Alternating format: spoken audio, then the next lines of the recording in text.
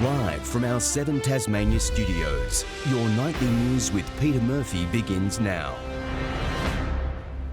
Good evening. 6 people are in custody following 2 separate shootings in Launceston overnight, one of which injured a 44-year-old man. Police dedicated significant resources to track down the suspects in a wide-ranging search.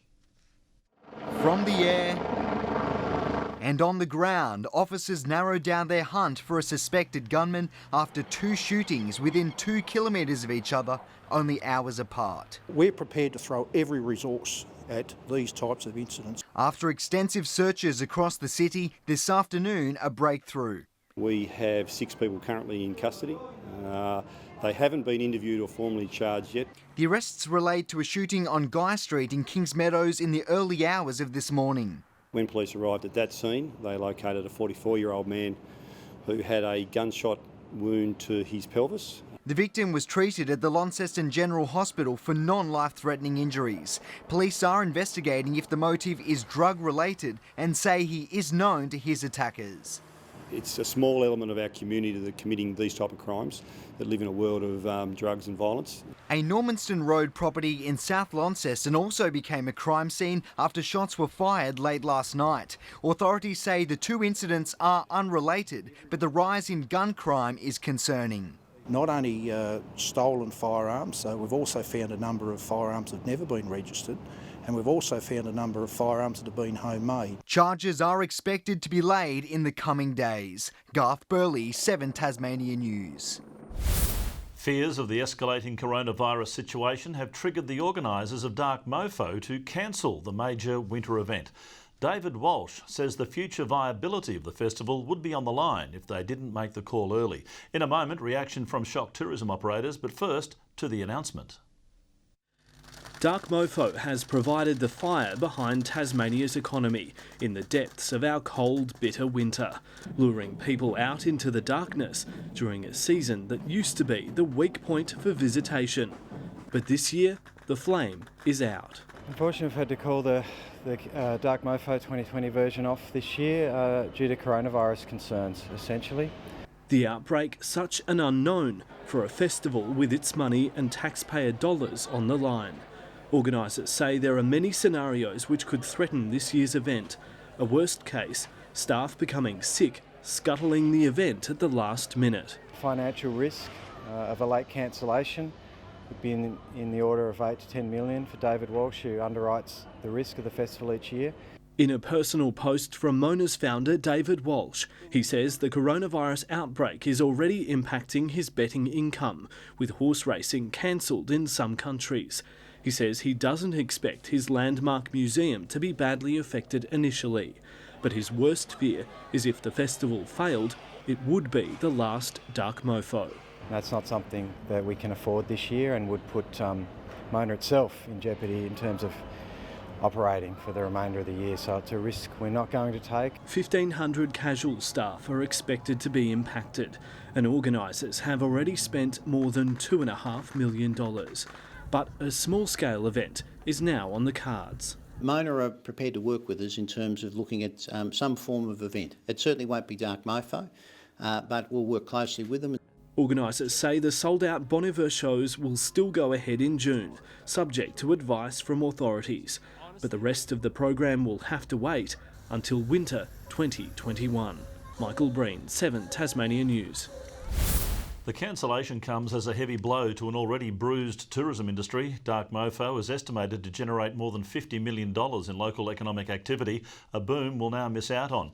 But with other upcoming events also under review, it might not be the only loss. Businesses like the Nook Backpackers in central Hobart are heading into the low season, but a beacon of hope in this quieter period is the influx of visitors making a pilgrimage to Dark Mofo. We get a huge influx of it. Obviously the off-peak season isn't very busy. We'll jump up to pretty much full again during that period. But with today's news, they've already had booking cancellations. Obviously it's disappointing. I feel like I can speak on behalf of all the small businesses in Hobart when I say that. But at the end of the day, from a business perspective, it was definitely the right call. It's quite scary. I think retail and hospitality are the big ones that are going to get affected quite worried for our staff. Will Priestley operates several food outlets across Hobart and says it's traditionally the busiest time of the year. There's going to be a lot of young people who rely on their wages. I think all across Hobart are probably going to lose some hours and struggle because of it. There's also fears for other upcoming events. There are 8 AFL matches scheduled in coming months. Organisers of the Australian Antarctic Festival in July are looking at their options, while the Festival of Voices, also planned for July, is still going ahead on advice from authorities because it's not as international. Most of our artists this year and participants are from Australia. So we don't have as many internationals this year. The tourism industry now looking at options to activate winter business. We're definitely going to need to find a way to replace some of that business, but Walshy's taught us what we need to do in winter, get out and about with a jacket on, and I'm sure Tasmanians will get out in winter and support the businesses. Tom Johnson, 7 Tasmania News. The University of Tasmania has criticised media coverage over its plans to cut the number of courses and staff as it faces financial headwinds. Administration say the changes are to improve its offering and efficiency, but today staff have been left in shock, unsure what the future holds for Tasmania's only university. Spending big, the University of Tasmania's grand plan moving campuses into our cities. But late yesterday, it revealed a major shake-up is on the way, admitting its budget is not sustainable, even in the short term. Shock already rippling through campus. I feel like it'll send more people to the mainland now. It's like Tasmania's only university. Like there's no other option and people are just going to move interstate. The Vice-Chancellor revealing there will be significant cuts to the number of courses, saying it's facing a decline in school leavers and over-reliance on Chinese students, coronavirus and outdated courses. They have over 500 courses currently, 200 of which I've been informed don't have any students in them. So I think it's a sensible decision by UTAS. There's again a lot of confusion. I feel quite disappointed that UTAS chose to make that announcement the way they did. They didn't provide an opportunity for stakeholders to be briefed on the reasons for that announcement. There have been a number of questions put to the Vice-Chancellor already about how many jobs might be lost. And at the moment there's no responses. UTAS met with some staff today, saying it's working to create a better student experience, but is facing more financial challenges to come. Despite this, it looks set to continue its ambitious and costly infrastructure rollout. This is a bit surprising and represents a continuation of the university placing a high value on property over people. As far as the move into the inner city, the building of more student accommodation and utilising all the sites that they've purchased in the inner city, their plans seem to be just going ahead as normal. In an email to students sent today, the uni said unfortunately the media's initial reporting focused on cuts to courses and jobs. But for a second day, university administration denied media requests for interviews, leaving many more questions unanswered. Michelle Wisby, 7 Tasmania News. Now to the coronavirus situation as it stands in Tasmania tonight.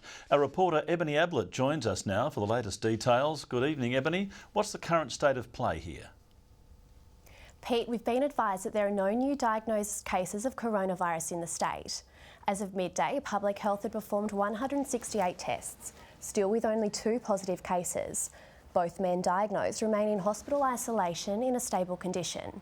Authorities are reminding the public of the importance of sticking to self-isolation while awaiting results to stop any possible spread of the virus. Yesterday, the government announced a new testing facility in Hobart, confirming today they're planning more of these to cover the rest of the state. The government is in final planning stages of further respiratory clinics. We understand the importance of these, both to ensure that we can do the testing that's required, but they play a really important role in providing testing facilities that are away from EDs. The state government also held a roundtable with the business community to discuss the impacts that the virus is having, while we wait for more details on a stimulus package from the federal government tomorrow. And Pete, the state government says it will have more information on local assistance funding in the days following. Hobart is set to say goodbye to single-use plastic takeaway containers, with a ban to be enforced from 2021. The move is set to reduce more than 600 tonnes of waste to landfill each year and has already been adopted by some local businesses. putting a lid on single-use plastics. A few years ago, Sue Stagg realised the impact they were having on the waste her businesses were producing and looked to make a change. Well, we have 2 cafes. We make a lot of coffee, so up to 1,000, 2,000 cups a day.